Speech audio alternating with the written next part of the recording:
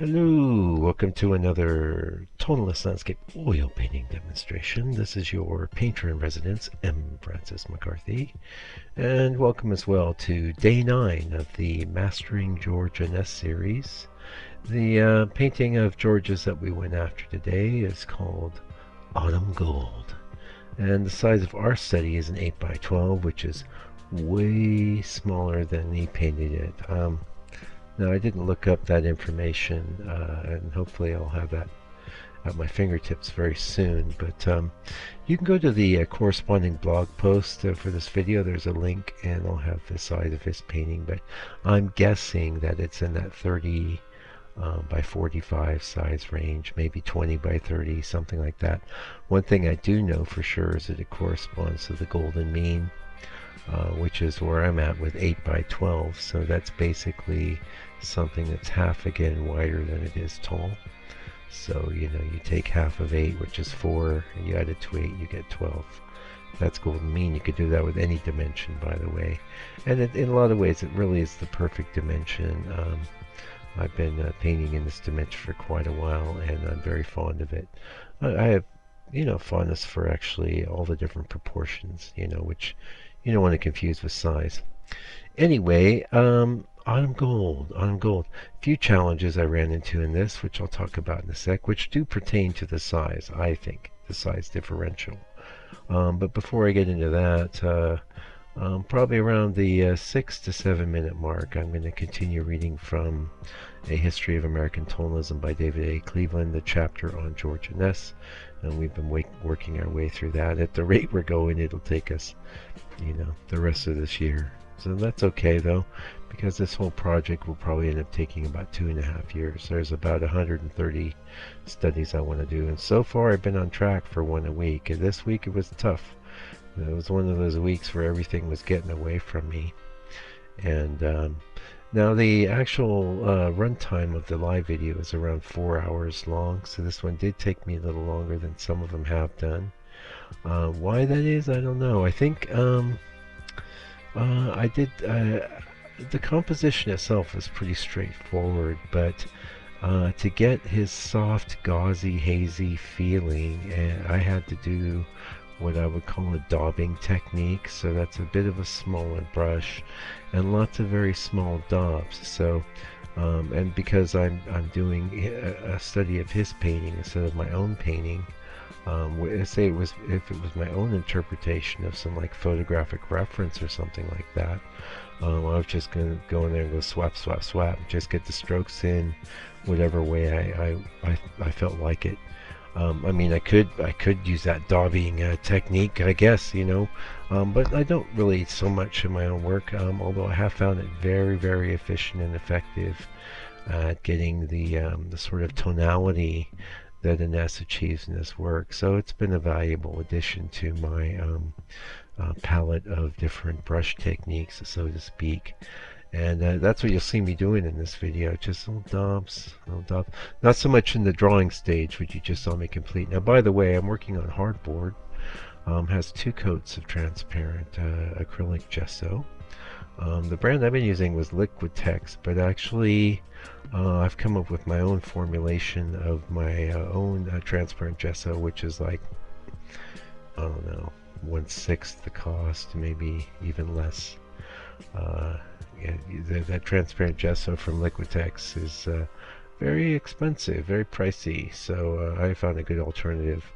And I hopefully will soon, I know I've been talking about it for a while, but soon, especially if you were in the live live part, the members area, you would have heard it constantly. But by the way, you can watch this video in its entirety there, where you're in the trenches with me. We're in the battle together, and it's not like it's non-stop narration there. I mean, basically I'm working in the studio, but I'll drop some pearls as we go. I definitely do.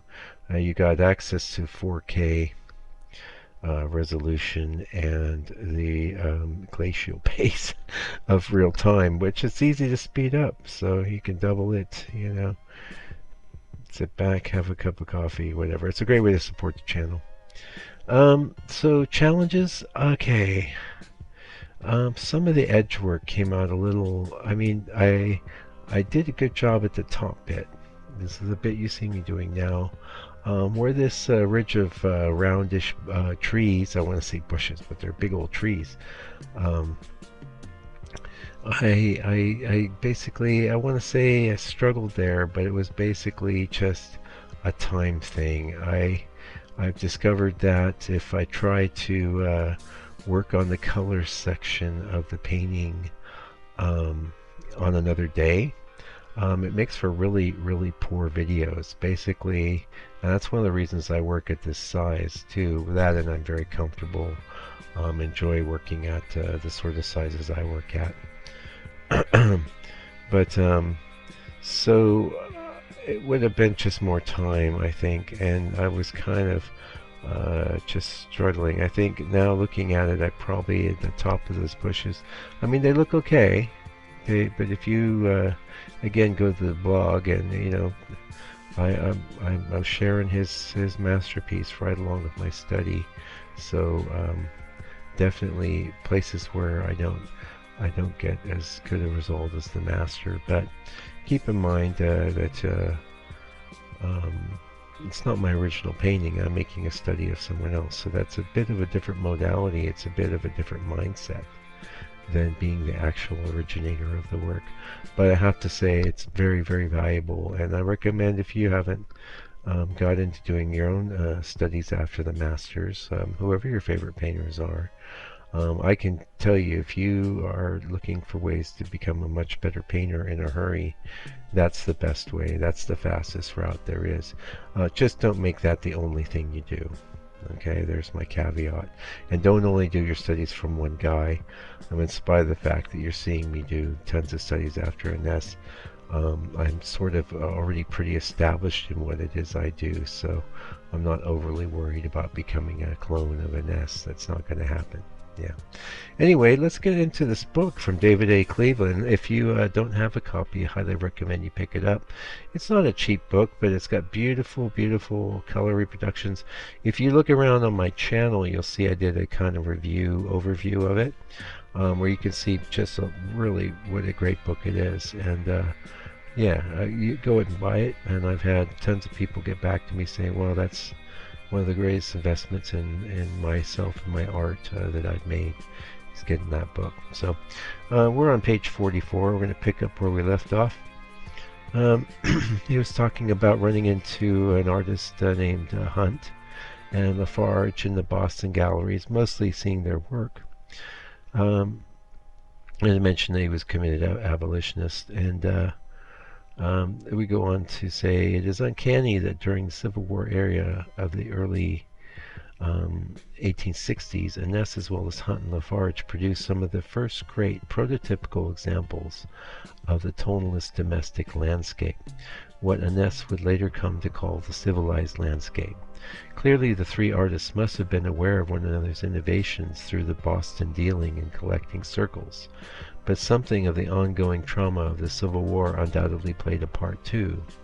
In turning their attention to the domestic landscape for subject matter, in the artists' hearts and minds the rising toll of battle must have elicited profound sorrow in the face of mounting losses, prompting instincts to embrace what was most precious, most dear to the imagination, which would be home. It would have been the rural landscape. Yeah, because still back then a lot of people were coming from farms and things and not the city. Yeah, not like now. Or on a more ideological level, what the fight was all about, the love of precious home ground, clearly filled many hearts in these anxiety-ridden years. Lafarge's innovative experiments in landscape might have been more aloof and ethereal, Hunt's more personal and circumscribed, but the two painters shared with Inness a profound need to render scenes of home and associated domestic spiritual values. And let me just interject there for a minute. We'll get right back into it. But so what was really popular before the tonalism was these really big vistas done by what's known as the Hudson River School, and you had people like Edwin Church and others that really did these beautiful, beautiful luminous paintings of the natural American landscape, which was, as you know, it still is incredibly beautiful. Giant mountains and huge waterfalls, and these paintings would be, you know, like, I don't know, 10 meters across, something like that. Sometimes they'd be really, really huge. Maybe not that huge, but really big, you know. And they immersed you, and they were designed to fill you with, you know, awe of God's creation and amazement at the beautifulness of nature, and these huge vistas would be much larger than you. But tonalism is very different. Tonalism is more intimate. It's the scene that you might see walking your dog one day, you know, or just in the countryside just outside of your town, things like that. So very interesting, that split, and very much more interesting to me than to paint that sort of thing than to do a giant vista. Anyway, picking up still on page 44. Of these three artists, Inness was the most high-strung and passionately attuned to the emotional shocks of the carnage. Inness tried to enlist in the Union Army and raise cash for the cause. Inness, by the way, was, you know, he was an epileptic and was never known for having good health, and responded with the most overtly allegorical and narrative works of his career. The Boston writer James Jackson Jarves, writing of such a painting in 1863, noted how Inness employed landscape to communicate ideas, how he used nature's forms as a language to express thoughts, revealing the aspirations and sentiments of the artist. It is a visible confession of his theory, faith, and aims. Outwardly a beautiful composition of mingled stream, meadow, field, hillside, and forest, with its rich associations of harvest and human labor, overcast by storm, through which gleams the rainbow of hope.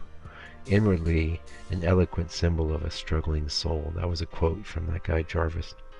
Although such emphatic allegorical themes played a passing and minor role in Inness's art, something of the emotional tenor of this kind of bucolic landscape imagery retained a hold on the collective imagination of the post-Civil War decades.